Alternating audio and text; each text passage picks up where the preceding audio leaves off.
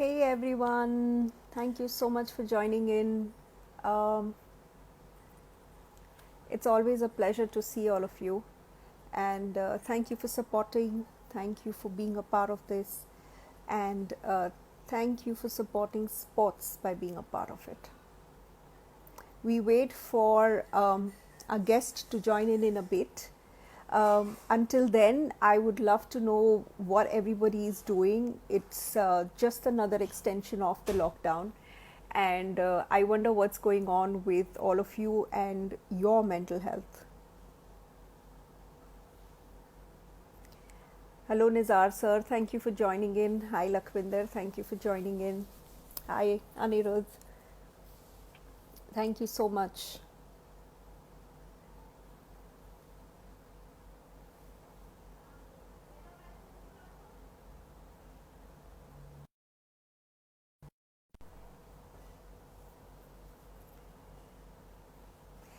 Hi. So, we have a guest today, Moral Dasa, joining us. And just a little bit about Moral before she joins in. Morel is a sport and exercise psychologist with a specialized degree in the field from Loughborough University, UK. She also holds Master of Arts in Applied Psychology from the University of Mumbai. She is the co-founder of GRIT Sport and Exercise Psychology Consultancy. She is an ex-state level track and field athlete. Also, her clients include the Ministry of Sports, Government of Arunachal Pradesh and Government of Maharashtra, All India Football Federation, Red Bull India, as well as a lot of individual athletes and coaches across sports and different age groups. So it is going to be an absolute pleasure to have somebody with as wide a range of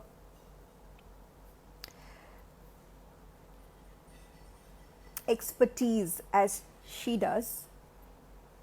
And we have Morel joining us. So, in just another moment, we will all be with her asking her a lot of questions.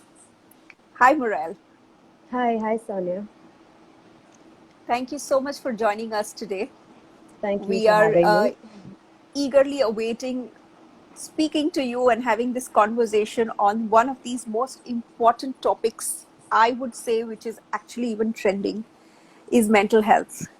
Right. Uh, yes, we are discussing mental health primarily in the area of sports, but can we talk more about it to understand what really mental health or psychology of sports is also all about?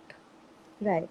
So when you talk about sports psychology, there are two broad areas that we cover. One is mental skills training. Okay, so as part of mental skills training, like every sport has their own demands, their own requirements. Okay, football, you need to play for 90 minutes. Okay, that requires stamina. Similarly, tennis is another endurance sport. So different sports have different physical demands, different technical demands. They also have psychological demands. Okay, a specific type of focus and attention. Decision making, some have to be made quicker than others. So training these skills so that you can perform better and so that your performance improves. So that's what mental skills training is. The other aspect is athlete well-being or wellness, mental health. Okay, so apart from being an athlete, they're also human. They also have emotions. Okay, and there are several things on and off the field that could affect this mental health. So it's really important to look after your mental health when you're an athlete.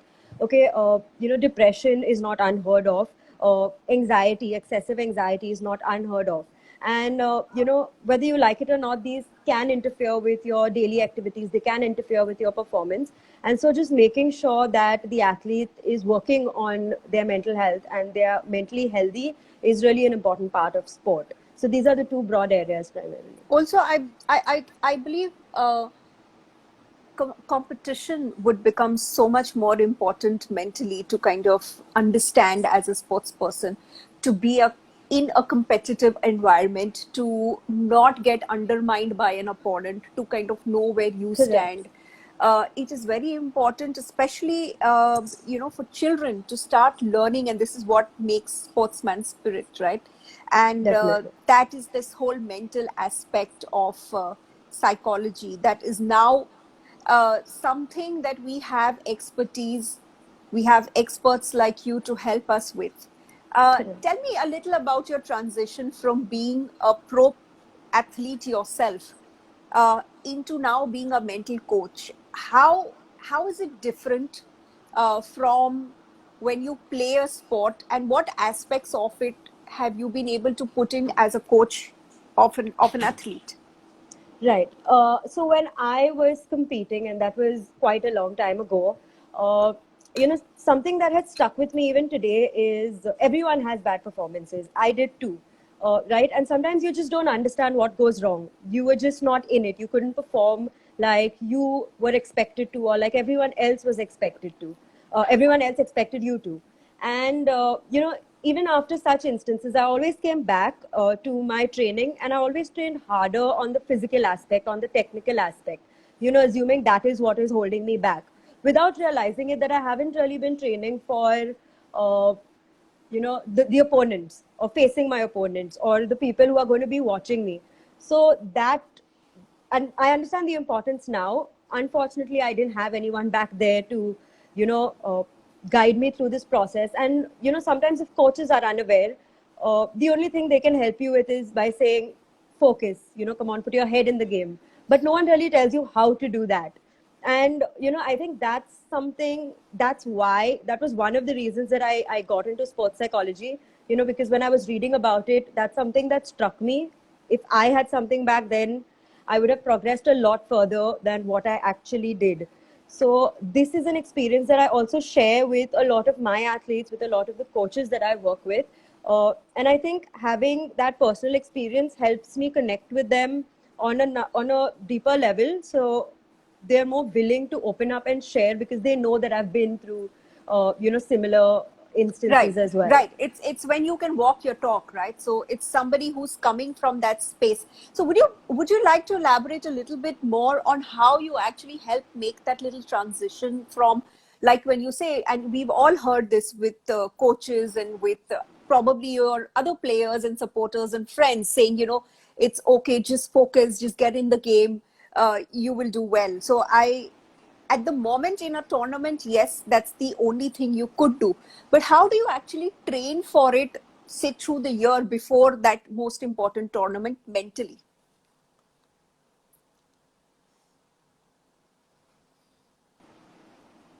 Hello? Hello? Yes, Moral. Yes, I think we Hi. lost you for a I'm sorry, moment. Sonia. I think I lost. No worries. I'm just going to repeat my question. I hope your connection is good. Are we good? All right. Are we good now? Yes, much better. All right. So all I was in just kind of backtracking, what I was saying is that when you are in the competition, in that moment, the only thing that somebody could tell you is focus, be in the game, do what you can. But how do you prepare?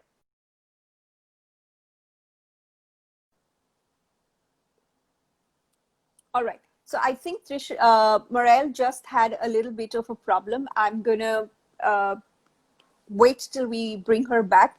In the meanwhile, if there are any questions that any of you guys have, please feel free to add it to the chat, and we'll ensure that we take a lot of questions. This is it's a topic that you can never really get enough of. Understanding your own self mentally, and understanding yourself as a player is something so difficult. A lot of us don't, like she also said, a lot of us don't understand when you have a bad day as to what is really going on with you. Um, right. So we have her back again, and go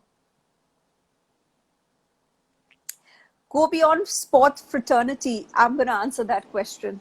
Yes, Morel. Hi, Just I'm sorry, backtracking, Sonia. no worries. Just backtracking to our conversation. We were on this topic of talking about how most coaches, most friends, most co-players will be only able to tell you as much as focus in your game when you are kind of having a little offish moment. Correct. How do you actually then, as a mental coach or as a psychologist, train somebody for these kind of moments? So I have when we are all watching, say, sports, there are Right. some players who exhibit a lot of competitiveness. There is a lot of aggression. There is a lot of, I'll show you what I can do. If you've scored that many, I will score more. I mean, there is Correct. this need to also kind of do more, Yeah. show more. Correct. How do you counsel something like that? When you say how do you counsel, are you talking about building them up to then or toning them down a little bit? I would ask you, what would you do? Either. Would you In would you such a build them situation. up, and Okay. how do you tone them? How do you sort of Right. get into their mental understanding? Correct. So every player is different because they're all individuals at the end of the day. Some of them are very outspoken, whereas some of them are a little reserved. But then you see a completely different person when they're on field, right? So it's important for Right. me as a consultant to understand what kind of person the athlete is off field as well as on field. I wouldn't force a player to, to be one of those that shouts when they win a point, or ask them to do something that doesn't come naturally to them.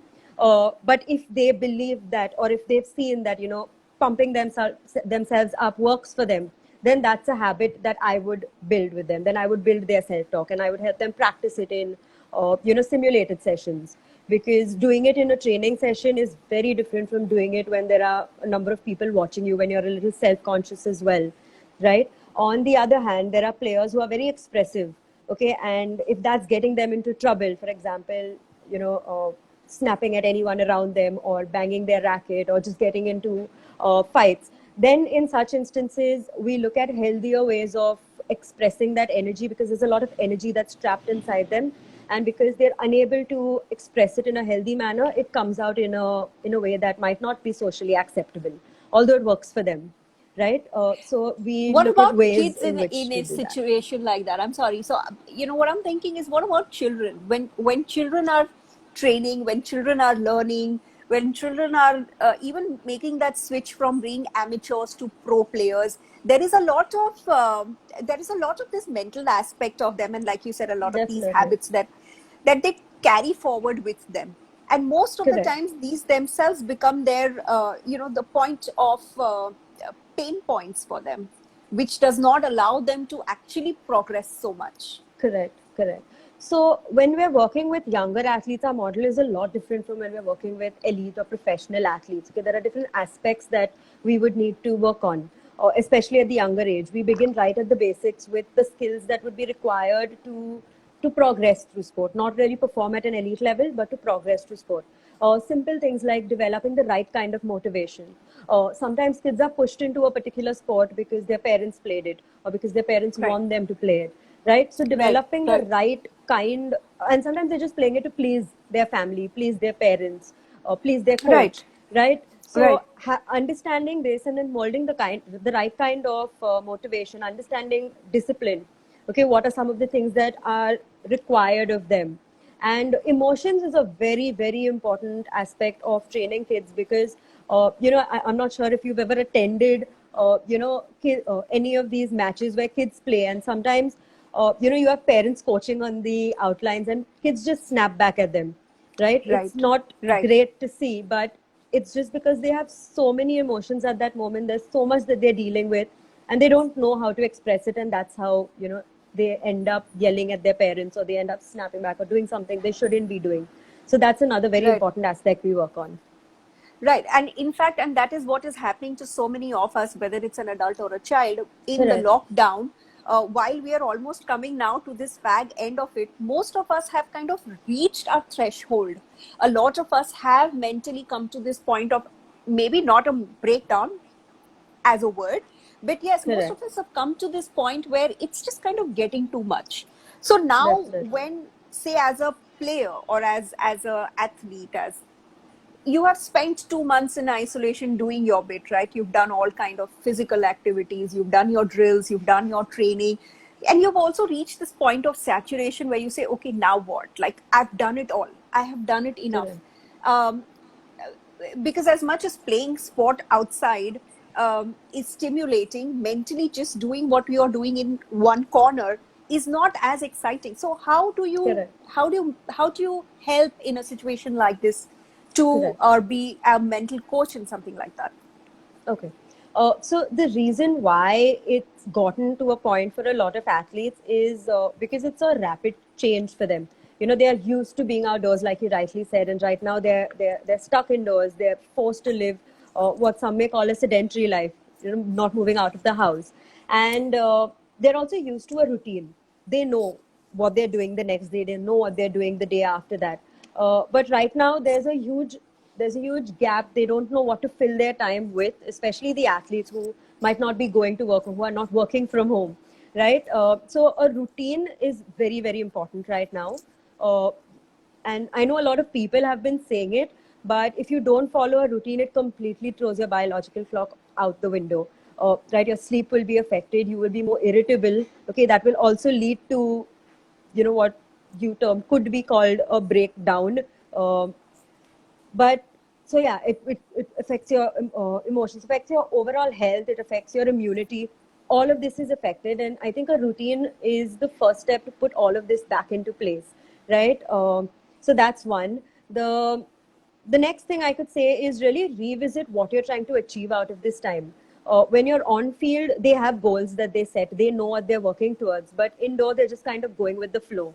It would really help to identify what we call process goals, things to do every day that help align you to your end goal. You might still be able to reach it, you just need to rework your plan around it.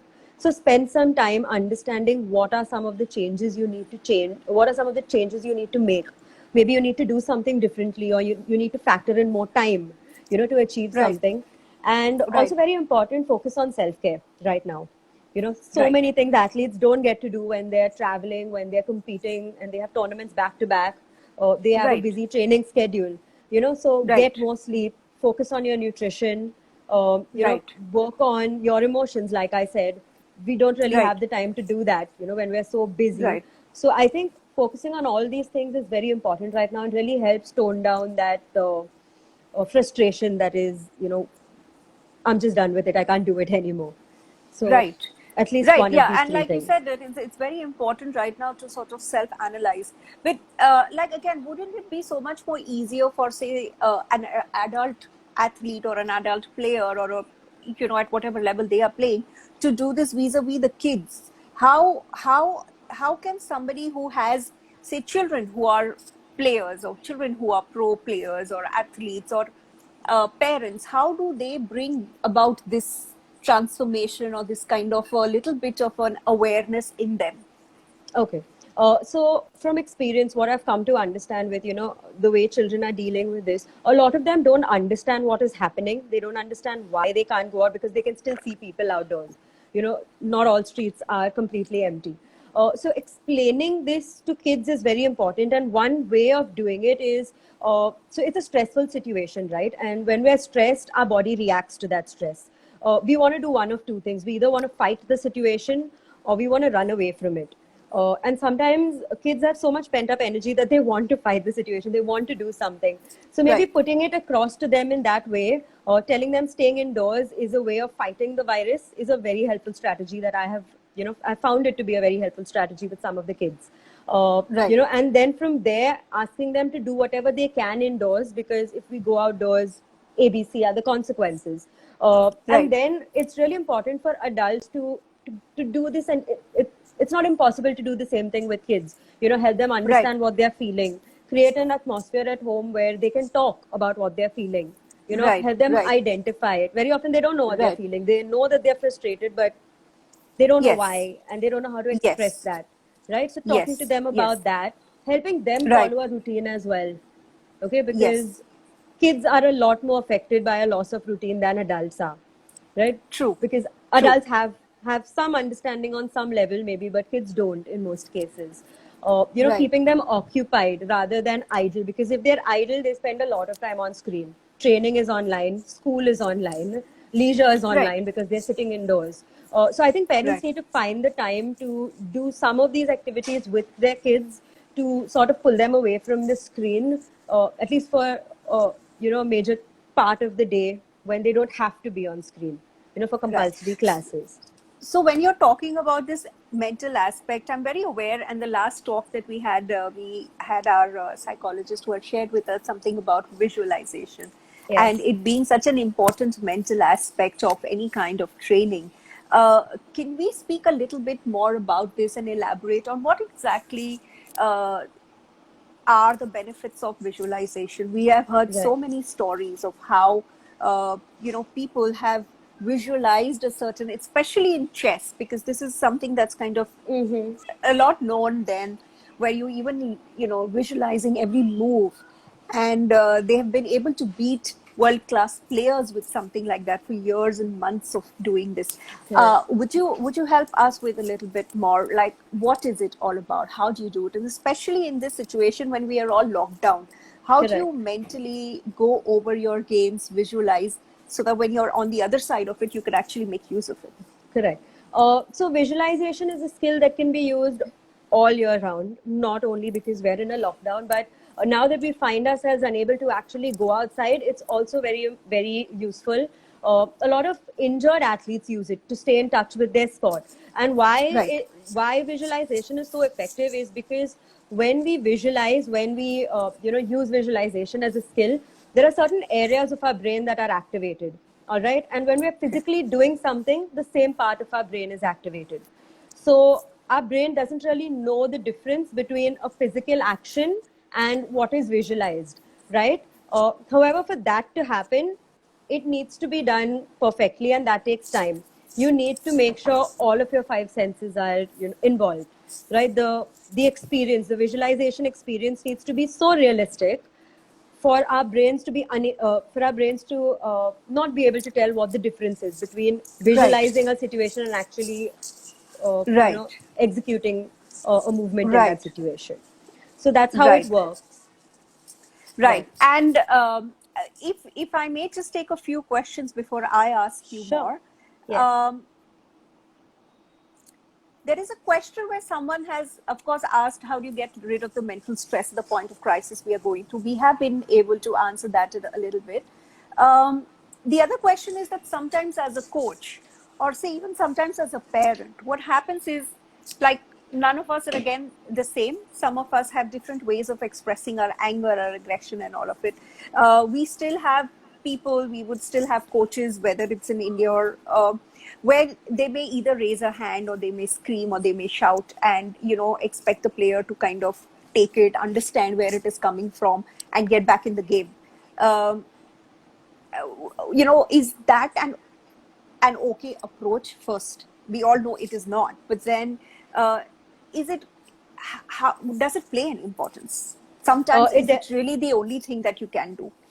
I don't believe it is. I believe there are different ways of getting what you want, or getting an athlete or child or anyone else to respond in a particular way.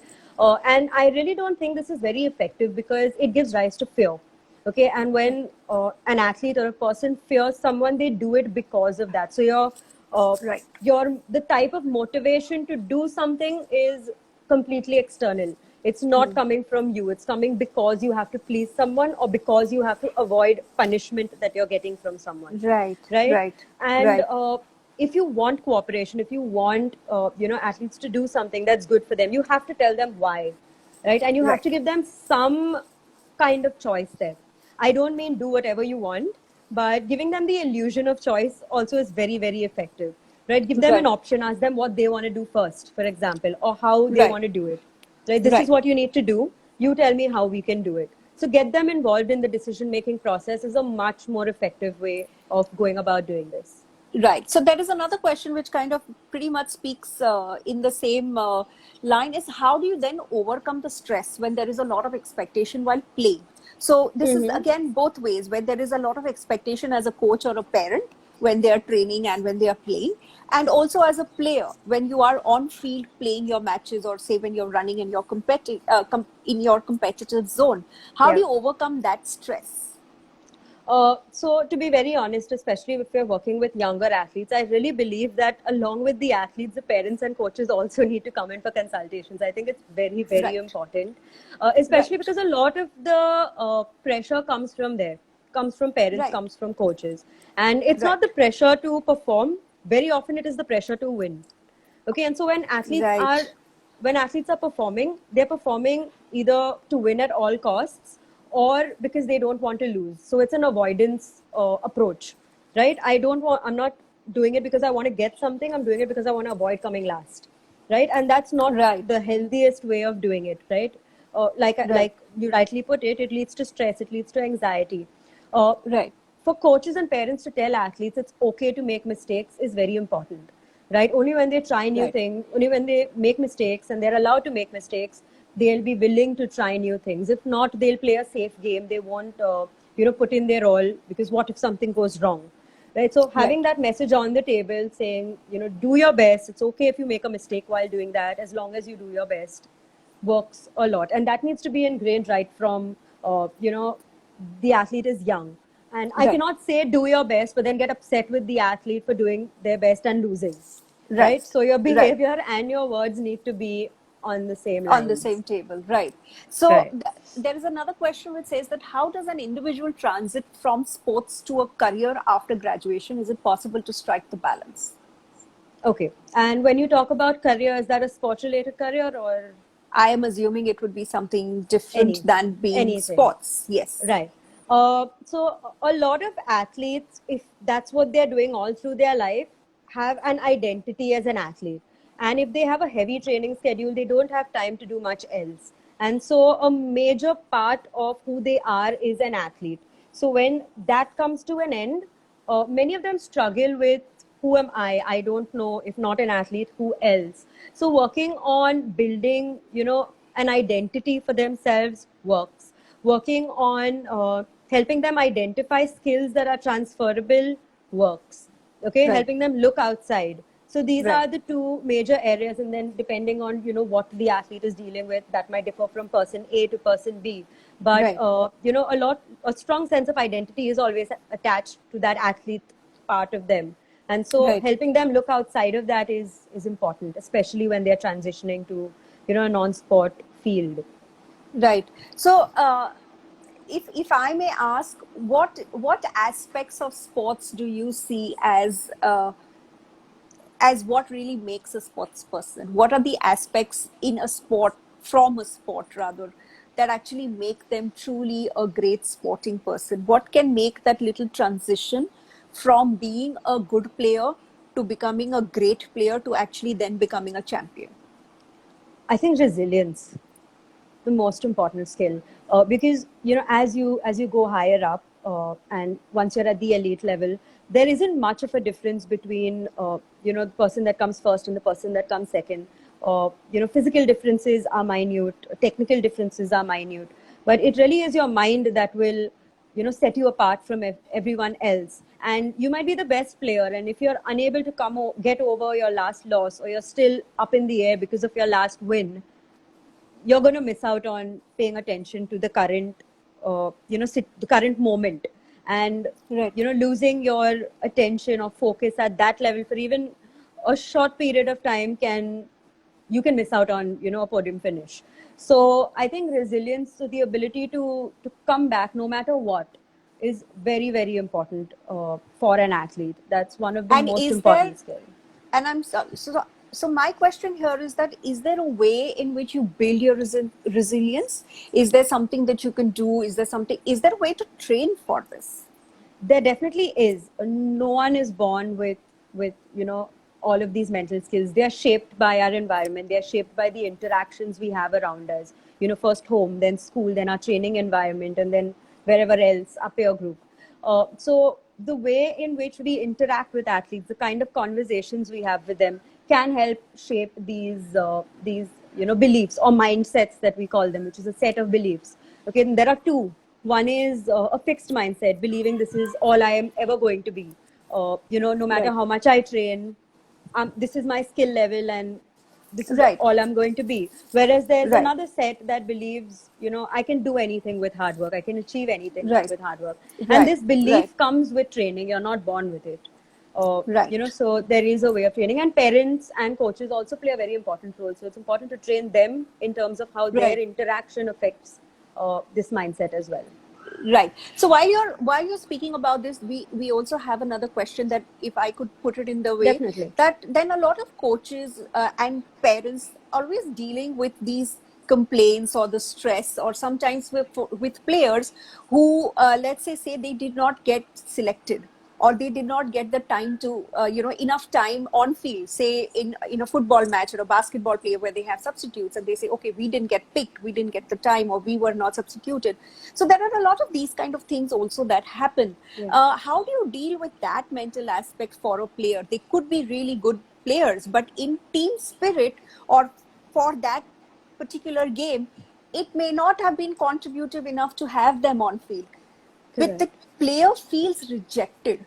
So how do you deal with that sense of rejection for a player? Correct.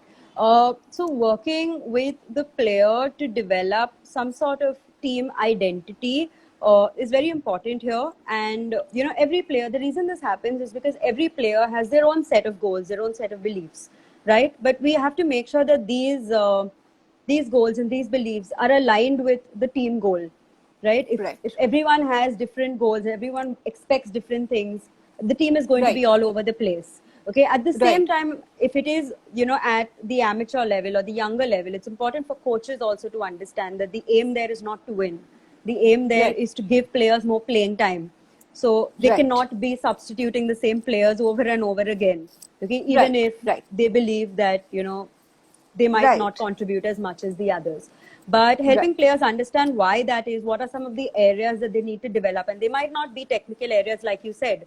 They might Right. be working better with a team. I might be the best Right. player, but I don't gel well with my team on field. And so my coach is going to Right. keep me out. So I need to Right. bridge that gap. I need to work on that aspect. If I do, there Right. will be a better chance of me, playing with the team. If not, I need to understand why. But I cannot be the same player who's always on the bench, because that will take that will Right. hit So me in hard. that sense, again, there is another question which says that there are some players who get totally confused during the match. How should they overcome it? Because they probably are performing only at 50% of their capabilities. And I think Correct. this is again going back to the previous question, which spoke about what do you do with when you are on court and you are stressed out. How do Correct. you deal with that, whether you are an adult or whether you are Child a child? or an The adolescent. There are some players who really physically feel that stress in their body. They start to perspire, they start to shake, they start to make Correct. mistakes. There's a lot of that kind of that goes on in Mm-hmm. almost every sport. Correct. Uh, all or most sports psychology training is to be applied on field, right? So a major part of our training is not only off field, sitting down and talking, but it's also on field practice applying these strategies. There Right. are relaxation strategies, there are mindfulness strategies, there are breathing exercises that athletes can Right. do, but they can't just do it on field. That cannot be the first Right. place they try it out, because it becomes a distraction. They're not used to it. So you need to Right. train for it off field, then you take it into practice, and then you take it into competition. And which is Decision where making. mental coaching and of a psychologist and mental health of an athlete, of a sports person, of even the coaches and the parents is so very Very important. important, right? It's very important there. And you know even in terms of, you said they get confused, they don't know what to do. It's because they know how to take decisions, they don't know how to take decisions under pressure. So you need to create Right. those pressurizing situations of training. Right. Visualization can be worked there as well, right? You put down an if Yes. then sheet. So if this is the situation, then this is what I'm going to do. If this is the situation, this is what I'm going to do. And visualize Right. it with pressure, visualize it with a close call, visualize it with a lot of people rooting against you. Okay, and Right. if the experience is lifelike, if it seems real, it works tremendously. Right. And in the same way that there is another question which says that how do I deal with my daughter who's a national level athlete, but who's low in her confidence right now in the current situation as because the break, and this is what we started our session with, Yes. and the uncertainty of resuming it. So there is a lot of mental pressure on the kids, especially, like you Correct. very rightly said, that this is a situation that they don't know how to deal with. And a lot of parents, a lot of coaches would have to speak to them, and Correct. perhaps that's why we have experts like you online, giving out your advices and talking to all of them and making yourselves available to take them through this Right. crisis. Correct. So looking at this situation, athletes can perceive it in two ways. Like I said right at the start, one is, oh my God, I'm losing out on so much time. I'm going to lose everything that I had, everything that I built up until now. And the others are going to look at it as, oh my God, I have so much time. I can really work on aspects of my game that I did not have the time to work on. Right. So pushing them towards the other aspect, or nudging them, not really placing them there, but nudging them by the conversations that we have. So okay, it's happened, everyone else is in a similar situation, everyone else is Right. probably wondering the same thing, but let's talk Right. about what are some of the things we can do to make sure that we Right. don't lose touch with our sport. There's shadow Right. practice in front of the mirror where you pay attention to your body language, analyze Right. old matches, right? Visualization. All of these things help build your confidence in terms of your ability. Why is Right. confidence low? Because there's lack of practice. You're not sure of whether or not you're going to be able to do it. But Right. and just telling the athlete, you can do it, rarely works. Right? If I were Right. to tell you, go fly a plane, I'm sure you can do it. That's not convincing enough, right? But Right. you Right. need to bring in experiences from the past when there was a gap and they still managed to overcome it because they put in effort or because they did Right. ABC. Apply Right. situations like that. Right, right. Thank you so much, Morel. And I would really, really like to say a big thank you to you from all of Sure. us. Everyone has really gained immense insight into what you've been talking about. And I really would want to say that I wish a lot more people understand the importance of mental aspect of a sport, Correct. which is far more important than the racket you hold or the clothes you wear or the court that you Everything play at. else. So Definitely. thank you so much for being Right. a part with us, and let's all go beyond the sports and go beyond who we Definitely. are and who we can be. Thank you so much. Thank you so much, Sanam. Thank you. It was great being here. Thank you.